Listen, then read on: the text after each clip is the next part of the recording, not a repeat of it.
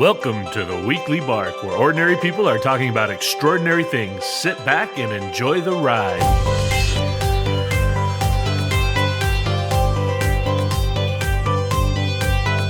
The Weekly Bark. Hey, welcome back to the Weekly Bark. My name is Jesse Moss, and I'm your host. And this week we're going to be talking about kindness.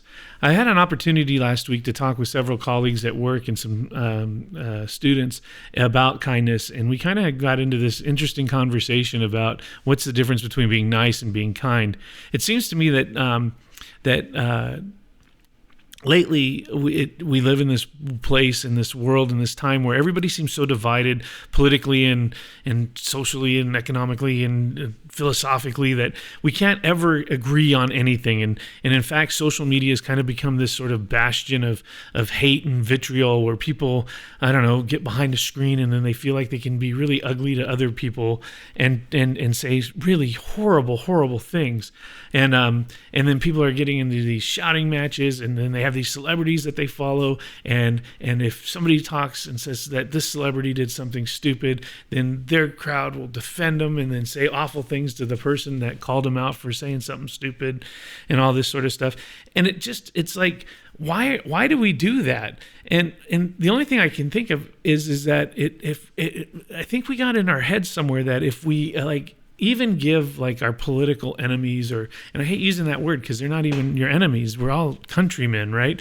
But we've gotten to this place to where if we give our political rivals the benefit of the doubt, or even say, man, you're right on this issue, that we've somehow weakened our own arguments. We've somehow maybe surrendered, or worse, maybe the idea that we're hanging on to isn't a good one to begin with. And isn't that kind of where real growth occurs, is when we have our ideas challenged and they can't hold up to good arguments? Well, anyway, I think that's an important thing in the part of the discussion, in that this idea that we won't change our preconceived notions of truth has kind of become this, a crutch that a lot of people are falling on, and it's stifling growth and aisle dialogue.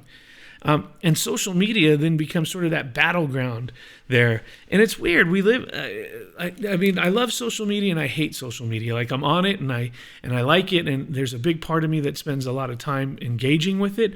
But it almost seems like we celebrate the 7 deadly sins on social media as if they become virtues.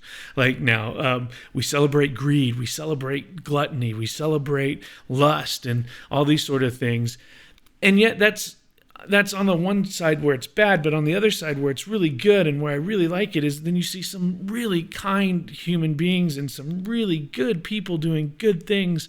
And, you can connect with family and friends that you wouldn't otherwise see or maybe even come in contact with. I know there's a ton of family members that I have that live across the country, and we're able to kind of keep up with each other's lives regularly through social media. So it's I have this love-hate relationship with it.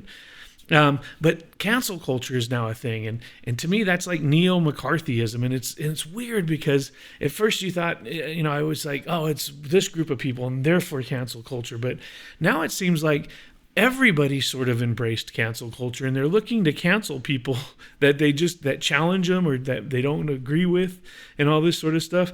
I don't know. And then you couple that with kind of our, isolation over the last couple of years. And, I almost I was talking with a friend the other day, and I was like, man, it's we're living in a biblical story. It almost feels like this is like a second Passover with COVID, where we all just kind of hid in our houses and we were waiting for it to pass over. And instead of lamb's blood in the doorway, we would, mask ourselves and, bathe ourselves in hand sanitizer as if it was some sort of new baptism. And then we were waiting for the vaccines to come out. And then we were critical of when they came out. And then we weren't sure if they were safe or not.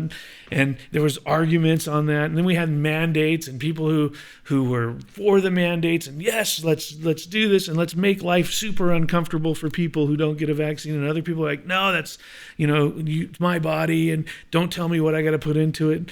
And you couple all of that, it seems like there's just no more kindness left in the world. And it got me thinking about 15, 16 years ago when I first started teaching. And I used to do current events projects. It was, as a new teacher, and we needed an activity to do in the class. And so current events, I did it when I was a kid, and I figured it would be a good assignment. And when I did that assignment, it was back when Michael Vick had just gotten busted for running the dogfighting ring, and that was blasted all over the news, and everybody had an opinion on it, and people were going on and on about that. And kids, for some reason, gravitated to that story, or murders, or robberies. And the school I taught in at that time, it was in a poor neighborhood, and it had, and a lot of my students would have these memorial notebooks, and that's where they would take like a picture of a family member who had died and been murdered or whatever, and they would put them and it would just kind of be a memorial on the cover of the notebook. And like I would walk around my class, and I would see these on a lot of kids' notebooks, that they were dealing with the trauma of somebody, that had died. And then you juxtapose that with these news, and so all day long I'd be seeing these horrible stories about rapes and murders and dogfighting and yada, yada, yada. And I just, at the end of the day, after grading all that stuff, I'd be super depressed. And it was like, man, I just and I kind of bought into that hype that, yeah, the world sucks, man. The world's awful. And so I was kind of in that mental state, and I had been invited to a charity dinner. And at this charity dinner, there was a mix of people that were really old, so 80s, and all the way down into their 20s. And I think at the time I was in my 30s, and I was talking with a friend of mine who was probably in his late 20s. And so, we were younger, and we were just lamenting, man, oh, the world sucks, and oh, man, it's going to hell in a handbasket. And man, I hope the rapture's a real thing, because I just want to be zapped off this rock and all this sort of stuff. And as we were talking, there's an older gentleman. His name was Elliot Livingston, and I'll never forget Elliot. But he piped into the conversation and goes, "Man, that's a bunch of bull crap. You guys are full of crap." But he goes, "The world's not a horrible place." He goes, "You've just been brainwashed by the media.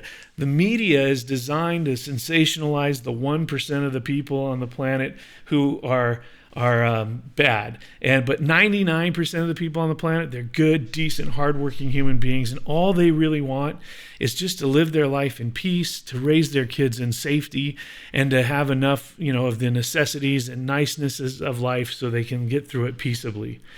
And it was kind of the first time I'd heard anybody sort of take the counter narrative to the one that I had been fed and kind of embraced. And so I decided to test his theory. And so I went back to school and I said, we're done with this project. We're going to do a new one. And I changed it to the What's Right in the World Today project.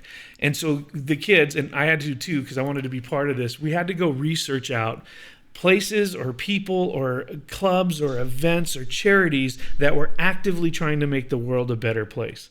And we were looking for these people or entities that were giving back to their communities, that were reaching out to people that were in dire need and doing whatever they could to kind of alleviate that and to help out. And so as we did that, I learned a ton about humanity and even the community that I lived in. I learned about the organization To Write Love on Her Arms and the Ronald McDonald House Charities. I learned about the local homeless shelters and the rescue mission, St. Jude's Children's Hospital, the Shrine Hospital, Big Brother, Big Sister program, Tom's Shoes, battered women's shelters, homes for runaway teens, and the list just goes on and on and on. And since then, 16 years ago to today, there's even more charities that have come about, like Mr. Beast and Mark Rober and their Team Trees and Team Seas organizations and all this sort of stuff. But the amazing thing during that project is I learned not only about these different charities, but just how many of my own students were direct beneficiaries of these charities. We had one student, and she took us on a whole photo journey of her childhood cancer treatment as she was at the Ronald McDonald House, and how her family was able to stay with her, and it didn't cost her a dime.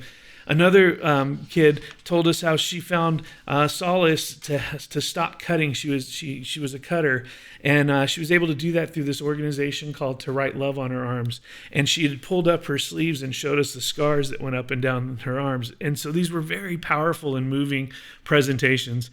And then other kids just used it as an opportunity to talk about boobs in class, and they would do the Relay for Life and the Save the Breast movement and all that sort of stuff, because that was real popular back in the day.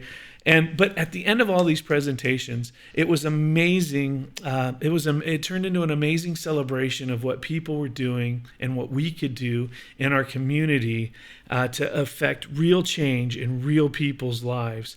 And it was awesome.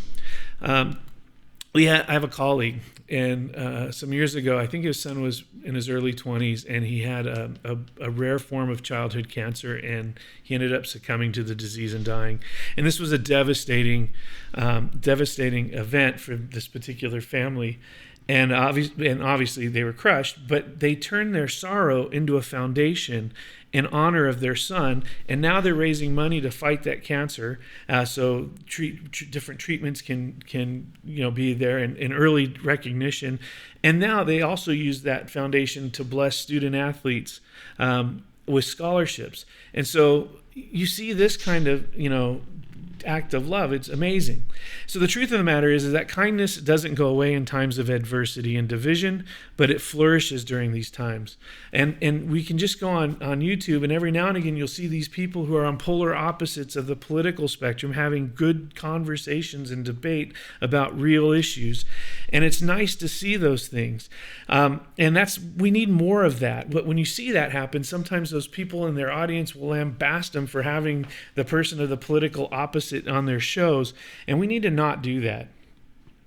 One of the reasons why my favorite time of the year is Christmas is kind of what Charles Dickens had said in A Christmas Carol.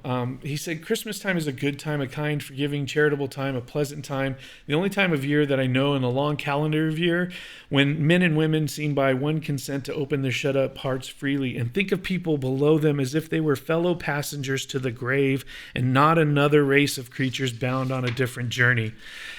We, like Ebenezer Scrooge at the end of that story, would do well to keep Christmas in our hearts the whole year through, and there's so many people that do that anyway. So I think as we go through our day-to-day life, we just got to remember that when it seems like things really, really suck, and they're really, really out of control, and people are really, really awful, that sometimes we just don't know what's going on in their lives, and so maybe we can reserve some judgment, but rather also is that most people are genuinely kind and they're out there. But one of the kindest things I think we can do is the act of forgiveness. I was just talking with a friend of mine today at church. I was talking that forgiveness is one of the most selfish things we can do. Because what happens is when somebody wrongs us and does something mean to us, then it hurts us, and it hurts us in a profound way. But then while we hang on to that, it continues to hurt us. But once we forgive that person and genuinely forgive them, then we can kind of move away from that and get into the point where we can start healing. Because once I've forgiven the other person, I've taken that thing they've done to me and given it back to them and said, "Look, I forgive you. I'm no longer going to hold this against you." And while I won't forget about it and I won't forget about the pain, I no longer have to hold on to it so it doesn't keep affecting me daily, and then I can heal eventually from that pain. But too often in our world today, we're demanding apologies from people, and then we'll give them forgiveness. And that seems to me that's the backwards way of doing it. Until we forgive the other person, we're in no place to where we can actually receive their apology. But once we've forgiven them and they apologize, then we can accept their apology because we've already forgiven them in the first place. And then it's a double win. But either way, if they ever apologize or not, it's irrelevant once we've forgiven them because we've relieved ourselves of the burden of the pain by no longer hanging on to that. And I think that's the right mindset we need to try to work for. Anyway, that's all I got for you guys this week. Thank you for tuning in, and if you stuck around to the end, I appreciate that. Make sure you follow us on all our social media accounts because we've got updated information that'll come out, new podcasts, all that sort of stuff. Again, remember, it's always better to be a live dog than a dead lion, because as long as we're living, we have hope, and as long as we have hope, we have the ability to make someone's day and to do something great.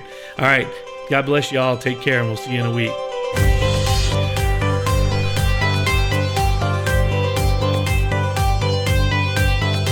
The Weekly Bark.